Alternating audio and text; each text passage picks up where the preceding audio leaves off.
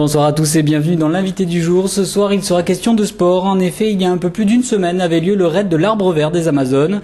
Organisé sur l'île de Mayotte, cette épreuve multisport dédiée à ces dames a vu la participation de 2 équipes toulousaines. Alexandra Lemoel faisait partie de l'équipe saut toulousaine avec Christelle Juin et Marilyn Montariol. Plus d'explications sur sa participation. L'idée, on l'a eue il y a environ 8-10 mois. J'avais entendu parler du raid, celui d'il y a 2 ans, celui de l'année dernière sur Virgin Radio, qui est le partenaire officiel. L'année dernière, c'était au Sri Lanka. Il me trottait de faire un défi personnel, voir jusqu'à quel point on peut aller au niveau du dépassement de soi. Et puis voilà, j'en ai parlé à 2 amies qui ont été séduites tout de suite, Christelle et Marilyn, et l'aventure était partie. C'était la 9e édition, donc c'est organisé par Alexandre Debanne et Bruno Pomar, qui est l'ancien chef d'élite du raid au niveau de la police. C'est un raid 100% féminin qui a des valeurs très tournées, environnementales, écologie, dépassement de soi, et avec bien sûr des valeurs féminines autour du sport.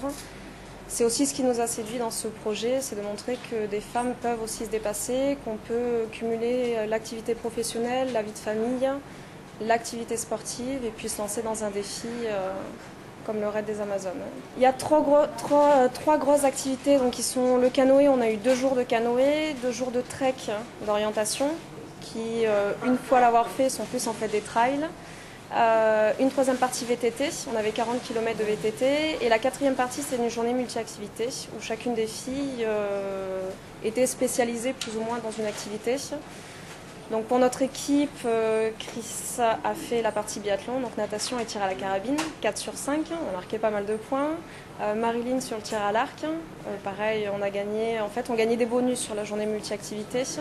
Et moi j'étais sur la course d'orientation, on était sur une île privatisée donc de Mayotte, l'île Brandélé.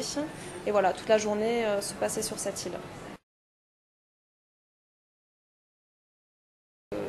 On s'est forcément un petit peu renseigné sur Mayotte avant de partir, parce qu'on est un petit peu curieuse.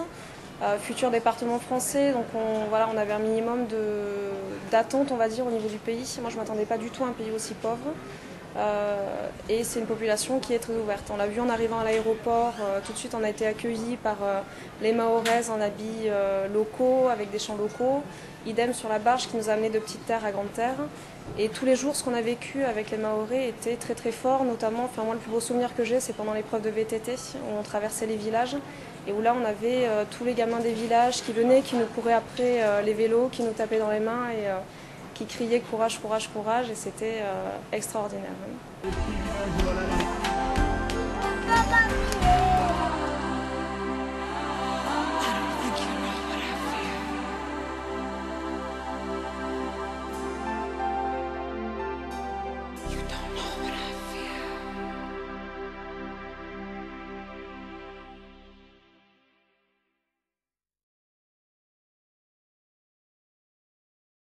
Le constat, c'est que c'est dur, c'est un vrai raid sportif.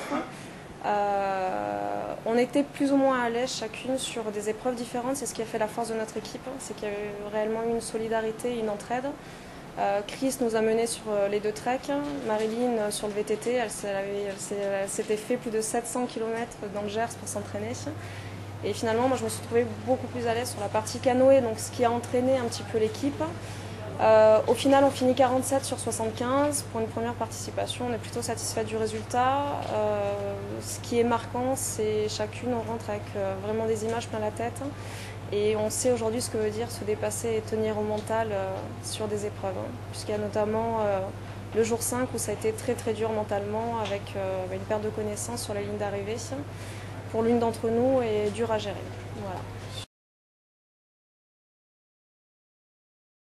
Pour l'avoir vécu, je pense que maintenant on sait un peu plus comment s'entraîner, notamment d'aller courir en montagne, je pense que c'est primordial pour partir faire le raid.